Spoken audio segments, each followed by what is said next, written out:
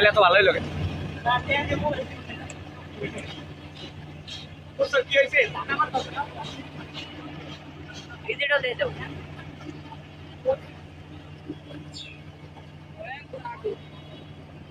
নিচের দিকে ধরো, নিচের দিকে তার হয়ে আছে।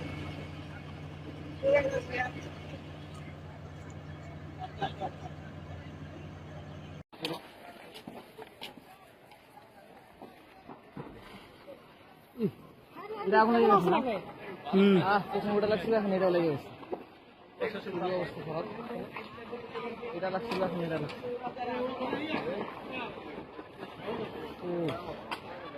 আমরা যাওয়ার চেষ্টা করতেছি। ফায়ার সার্ভিস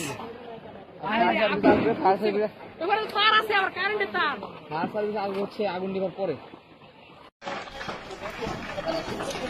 জিরানী বাজার ছাত্ররা নাকি আন্দোলন করতেছে এক দফা দাবির জন্য, কিন্তু এটা কি কোন আন্দোলনের কাতারে পড়লো?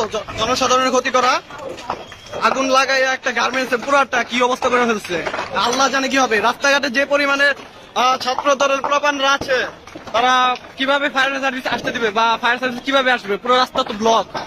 এখন জনসাধারণের ক্ষতির দায়িত্ব কে নিবে?